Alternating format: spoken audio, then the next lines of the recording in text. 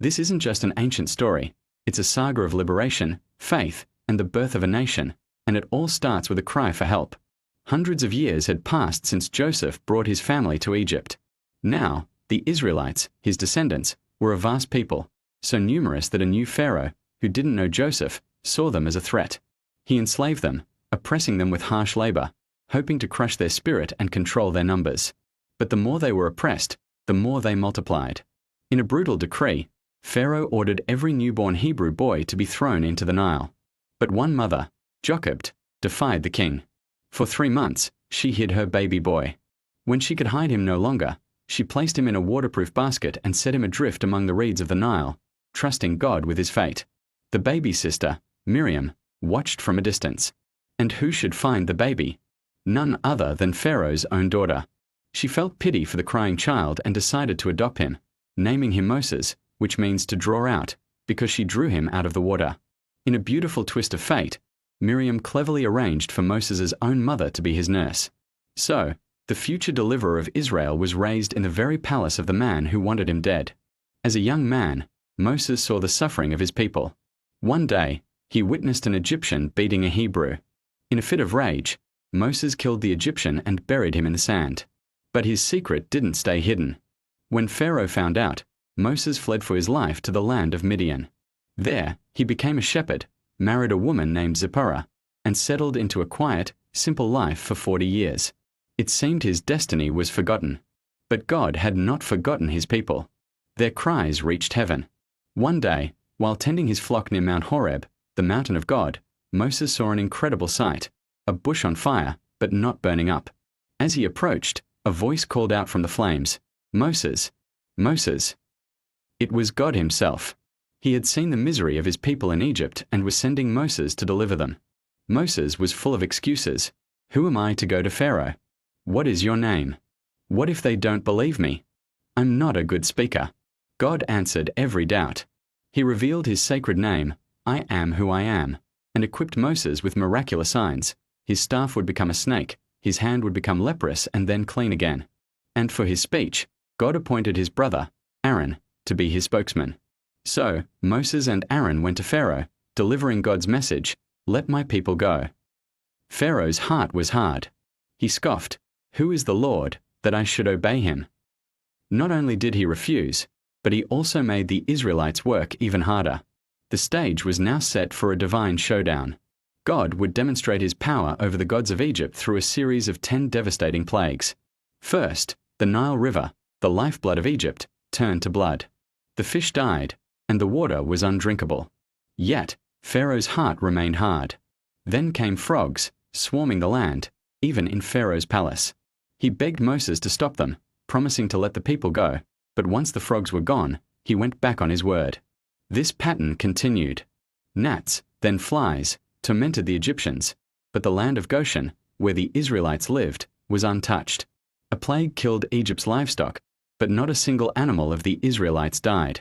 Boils broke out on the Egyptians. Then came the most destructive plagues yet. Hail mixed with fire rained from the sky, destroying crops and people. But still, Pharaoh refused. A swarm of locusts devoured whatever the hail had left. A thick, oppressive darkness covered Egypt for 3 days, a darkness so profound it could be felt, but there was light in the homes of the Israelites. After 9 plagues, Pharaoh was still defiant.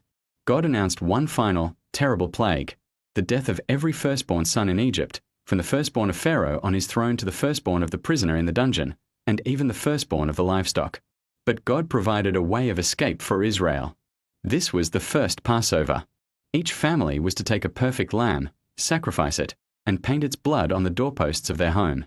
When the angel of death passed through Egypt, he would pass over the houses marked with blood. That night, a great cry rose up in Egypt, for there was not a house where someone was not dead. Broken by this final, devastating blow, Pharaoh summoned Moses and Aaron in the middle of the night and begged them to leave. "Go, serve the Lord as you have said," he cried. And so, after 430 years of bondage, the Israelites walked out of Egypt, not as fleeing slaves, but as a liberated nation, laden with silver and gold given to them by the terrified Egyptians. But their journey to freedom was far from over. God led them not by the shortest route, but by a pillar of cloud by day and a pillar of fire by night, toward the Red Sea. As soon as they left, Pharaoh's grief turned to anger. He changed his mind again. "What have we done?" he fumed, gathering his army, including 600 of his best chariots, to pursue them. The Israelites were trapped, with the sea before them and Pharaoh's army closing in behind. They were terrified, crying out to Moses, "Was it because there were no graves in Egypt that you brought us to the desert to die?" Moses, full of faith, declared, "Do not be afraid. Stand firm and you will see the deliverance the Lord will bring you today. The Lord will fight for you. You need only to be still." Then, as instructed by God, Moses stretched his hand over the sea. All that night, a strong east wind blew, and the waters divided, creating a path of dry ground with a wall of water on their right and on their left. The Israelites walked through the sea to safety.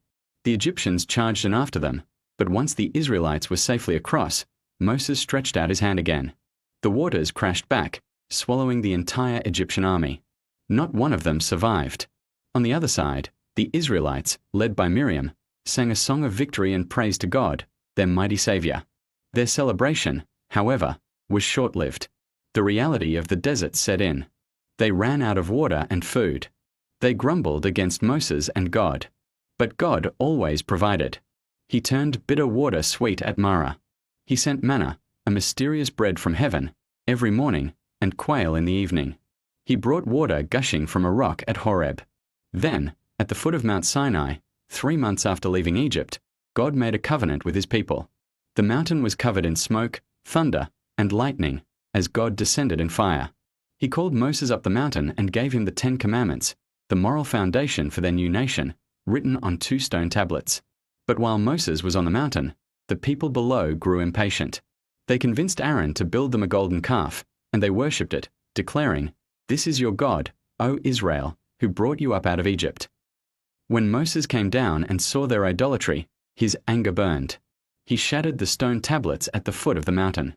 He burned the calf, ground it to powder, and made the Israelites drink it. God punished the people, but Moses interceded for them, pleading with God not to destroy them. It's in this moment we see one of the most incredible conversations in the Bible, where Moses asks to see God's glory. God, in his mercy, proclaims his own goodness and grace before Moses. He then graciously provides a new set of tablets and renews his covenant. The rest of the book of Exodus details the intricate instructions for building the tabernacle, a portable sanctuary where God's presence would dwell among his people. The people responded with overwhelming generosity, bringing more than enough gold, silver, bronze, fine linens, and precious stones. Skilled artisans, filled with the Spirit of God, constructed the Ark of the Covenant, the altar, the lampstand, and all the sacred furniture. Finally, almost a year after leaving Egypt, the tabernacle was completed and assembled. As they finished, the pillar of cloud, the very glory of the Lord, descended and filled the tabernacle, so powerfully that even Moses could not enter. God was now dwelling in the midst of his people, guiding them on the next stage of their journey to the Promised Land. The story of Exodus is a powerful testament